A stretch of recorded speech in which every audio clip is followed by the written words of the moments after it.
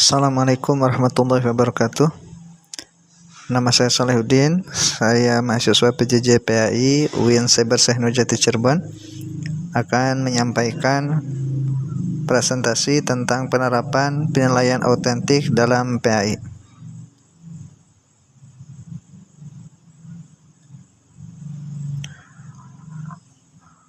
Terkait penilaian autentik yang dipilih, di sini disampaikan penilaian proyek, observasi sikap, penilaian unjuk kerja, kemudian alasan pemilihan, yakni teknik-teknik ini selaras dengan capaian pembelajaran kurikulum merdeka dan integrasi nilai keislaman aplikatif untuk membentuk karakter islami.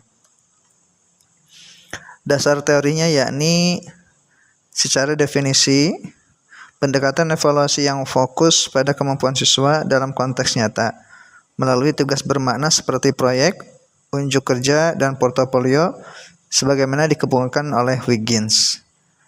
Relevansi dengan PAI dan kurikulum merdeka, penilaian autentik mendukung pengembangan kompetensi holistik, yakni kognitif, afektif, dan psikomotorik dalam PAI, sejalan dengan tujuan kurikulum merdeka untuk membentuk profil pelajar Pancasila melalui pembelajaran berpusat pada siswa dan diferensiasi. Untuk dukungan teori, penilaian autentik dalam PAI tidak hanya menilai pengetahuan teoritis, tetapi juga internalisasi nilai-nilai Islam dalam kehidupan sehari-hari seperti yang dijelaskan oleh Hasan. Instrumen yang dikembangkan, instrumen utama rubrik penilaian sistematis untuk unjuk kerja, misalnya kriteria gerakan, bacaan, dan ketepatan ibadah.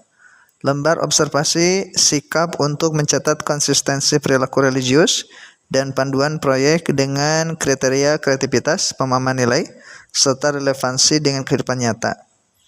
Untuk pengembangan instrumen dirancang berdasarkan capaian pembelajaran kurikulum merdeka, terintegrasi dengan nilai keislaman seperti kejujuran dan tanggung jawab, serta disesuaikan dengan kemampuan siswa untuk memastikan evaluasi holistik. Contoh elemen instrumen untuk observasi sikap menggunakan skala Likert untuk menilai frekuensi penerapan nilai akhlak. Untuk proyek, rubrik mencakup aspek reflektif seperti jurnal harian tentang perilaku di rumah dan sekolah. Tujuan pengembangan memastikan instrumen memberikan gambaran menyeluruh tentang perkembangan siswa, bukan hanya hasil akhir. Contoh evidensi portofolio. Contoh yang pertama, video praktik ibadah. Misalnya siswa merekam pelaksanaan salat duha berjamaah, disertai refleksi tertulis tentang kekhusyuan dan penerapan nilai spiritual. Contoh kedua, menggunakan poster digital tentang akhlak terpuji seperti kejujuran dalam kehidupan sehari-hari dengan deskripsi bagaimana siswa mengaplikasikannya dalam interaksi sosial di sekolah. Contoh ketiga, jurnal refleksi harian yang mencatat perilaku religius seperti observasi diri terhadap sopan santun dan tanggung jawab, didukung oleh bukti foto atau catatan guru. Yang keempat, dokumen unjuk kerja seperti rubrik yang telah diisi untuk praktek membaca Al-Quran, menunjukkan kemajuan dari aspek bacaan hingga ketulusan spiritual.